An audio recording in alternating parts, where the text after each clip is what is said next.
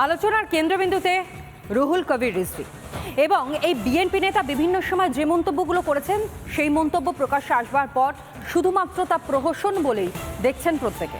তিনি কোনো সময় বলছেন ভারতীয় পণ্য বর্জন করতে হবে, কিন্তু সবথেকে বড় বিষয় যে শুধুমাত্র একটা কুপি বা লণ্ঠন নিয়ে যেই দেশের নাগরিকরা তারা দাঁড়িয়ে রয়েছে তাদের মুখে এত বড় বড় বলি, সেটা কি মানায়? নিজেদের গামছা আমরা নিজেরা বাড়াই, নিজেদের লুঙ্গি আমরা নিজেরা আমাদের তাঁতিরা তৈরি করে এবং আমাদের গা বোনদের সাথে শাড়ি করে। এটা অত্যন্ত সুন্দর শাড়ি। আমাদের সেই জনগোষ্ঠী আছে, আমরা কারোর উপর নির্ভরশীল হব না। শেখ হাসিনা বাংলাদেশ ছাড়তেই লম্ফঝম্প শুরু করে দিয়েছে ইউনুসপন্থীরা। কখনো জামাতিদের অনর্গল ভারত বিদ্বেষী বলি, কখনো বিএনপির। পাগলামিতে সেরা সেরা কে হতে পারেন যেন তারই প্রতিযোগিতা চলছে। ভারতীয় শাড়ি পরানোর পর এবার ভারতীয় পণ্য বয়কটের ডাক দিয়ে হাসির খোরাক হলেন বিএনপির সিনিয়র যুগ্ম সচিব রুহুল কবির রিজভী। কি বললেন রিজভী, শুনুন আরো একবার। নিজেদের গামছা আমরা নিজেরা বাড়াই, নিজেদের লুঙ্গি আমরা নিজেরা আমাদের তাঁতিরা তৈরি করে এবং আমাদের গা বোনদের সাথে শাড়ি করে। এটা অত্যন্ত সুন্দর শাড়ি। আমাদের সেই জনগোষ্ঠী আছে, আমরা কারোর উপর নির্ভরশীল হব না। হাসি পাওয়ারই কথা, বাংলাদেশ নাকি সব কিছুতেই স্বনির্ভর। এই তো দুদিন আগেই ভারত থেকে 100 টন চাল গিয়েছে বাংলাদেশে। এর কোনো উত্তর দেবেন কি রিজভী সাহেব? বাংলাদেশের মৌলবাদীদের একদিকে ভারতের বিরুদ্ধে যুদ্ধ জিগির, অন্যদিকে ক্রমাগত দেউলিয়া পাকিস্তানের জন্য দরদ। রক্ত দিয়ে যে স্বাধীনতা কিনেছি ওই স্বাধীনতা আবার বিক্রি করে দেব। আমরা পিন্ডির কাছ থেকে স্বাধীনতা ছিনিয়ে এনেছি, এটা দিল্লির কাছে আমরা আত্মসমর্পণ করব।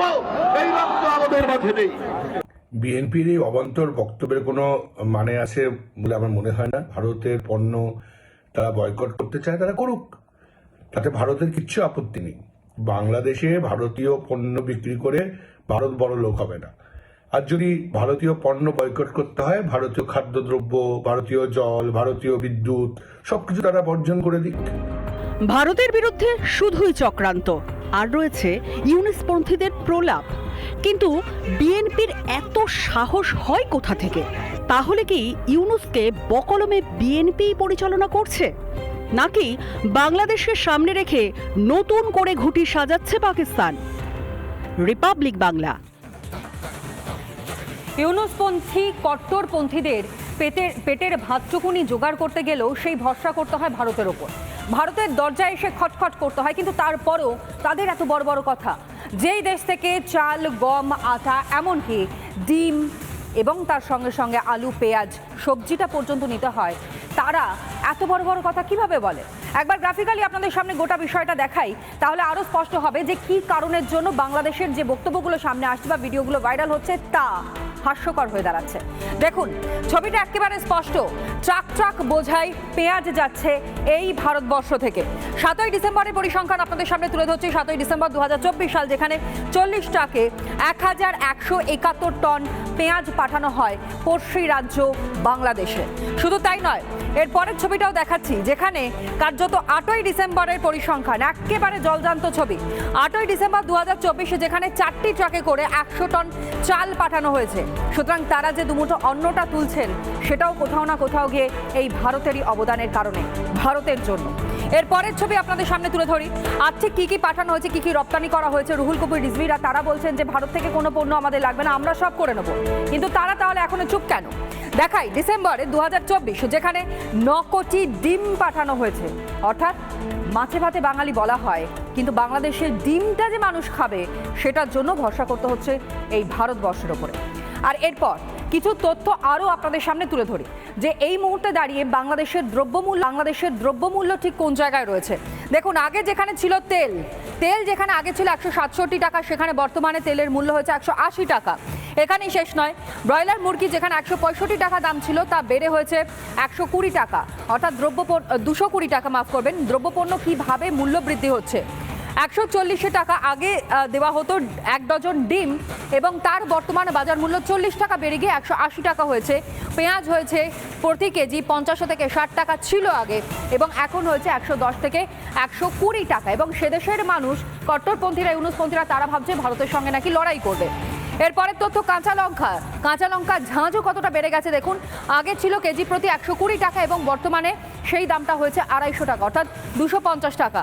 এরপরের তথ্য, যেখানে টমেটো প্রতি কেজিতে 140 থেকে 150 টাকা দরে পাওয়া যেত, এখন সেই বাজার মূল্য এসে দাঁড়িয়েছে 250 টাকা। এটা তো গেল সম্পূর্ণভাবে গৃহস্থ মানুষজনের ভাবনা চিন্তা, এবং তার থেকেও বড় বিষয় হেসেল কিভাবে চলবে সেই তথ্য আপনাদের সামনে তুলে ধরলাম। আর সেই যে বলছে না যুদ্ধ খেলা হবে, যুদ্ধ করতে গেলেও তো খুঁটিটা একটু জোর থাকার দরকার। এবার সেইখান থেকে একটা তথ্য আপনাদের সামনে আমরা তুলে ধরি যে সামরিক শক্তি ভারতের এবং বাংলাদেশের কি রয়েছে। একটু দেখাই আপনাদেরকে। দেখুন, যেখানে সেনার কথা বলা হচ্ছে, বাংলাদেশে সেনার সংখ্যা 6.5 লক্ষ, সেখানে ভারতের সেনার সংখ্যা কোথায়? ডবলের ডবল, অর্থাৎ 51 লক্ষ। এখানেই শেষ নয়, আরও তথ্য দিয়ে আপনাদেরকে নৌসেনার তথ্যটা দিই। যেই নৌসেনার কথা বলা হচ্ছে, সেখানে বাংলাদেশের হাতে শুধুমাত্র 25,000 নৌসেনা রয়েছে, যেখানে ভারতের হাতে লক্ষাধিক 1,42,000 শুধুমাত্র নৌসেনা রয়েছে। অর্থাৎ একেবারে স্পষ্ট যে ভারত এবং বাংলাদেশের মধ্যে কোনোভাবেই কম্পেয়ার করা যায় না অন্ততপক্ষে। এবার আসি বায়ুসেনায় সেখানে 17,000 বাংলাদেশের যেখানে রয়েছে সেনা, সেখানে ভারতবর্ষের সেনার সংখ্যা দেখুন 3,11,000। এরপরও বাংলাদেশ স্বপ্ন দেখছে যে ভারতের সঙ্গে লড়াই করবে। একটার পর একটা যে ইনফরমেশনগুলো আপনাদের সামনে তুলে ধরলাম, এরপর দেখুন এয়ারক্রাফট, যেখানে ভারতের এয়ারক্রাফট রয়েছে 2,296, সেখানে বাংলাদেশের সংখ্যা কত? 216, মাত্র 216। পরের ইনফরমেশন আপনাদের জন্য রাখি, যেখানে সাবমেরিন বাংলাদেশের মাত্র 2টো রয়েছে, সেখানে ভারতের হাতে রয়েছে 18টা। এছাড়াও তো নিউক্লিয়ার পাওয়ার পর্যন্ত আমরা যাইনি, তার আগের তথ্য দিচ্ছি। দেখুন, ট্যাঙ্ক রয়েছে যেখানে বাংলাদেশের 320, সেখানে আমাদের ভারতবর্ষের সংখ্যাটা কত? 4,614। লড়াই করতে গেলে তো সমানে লড়াই করতে হয়। কিন্তু এর পরের ছবি যুদ্ধবিমান যেখানে 44টা রয়েছে বাংলাদেশের, সেখানে ভারতের সংখ্যাটা 606, অর্থাৎ তার দ্বিগুণের দ্বিগুণ। দেখতেই পাচ্ছেন। পরমাণু অস্ত্র ভারতের হাতে রয়েছে 172, বাংলাদেশ বিগ জিরো, অর্থাৎ বাংলাদেশের সংখ্যাটা সেখানে 0। এরপরের ইনফরমেশন আপনাদের সামনে তুলে ধরি। যে ইনফরমেশনগুলো তুলে ধরলাম, সব থেকে বড় বিষয়, শুরুতেই বলছিলাম যে নিউক্লিয়ার পাওয়ার, সব থেকে বড় শক্তিশালী যে ক্ষমতা ধারণ করে নিউক্লিয়ার পাওয়ার, সেটা বাংলাদেশের কাছে একদম নেই। অথচ তারা স্বপ্ন দেখছে যে কোনোভাবেই হোক না কেন ভারতবর্ষকে নাকি গড়িয়ে দেবে। অদ্ভুত একটা পরিস্থিতি সৃষ্টি হয়েছে এই মুহূর্তে।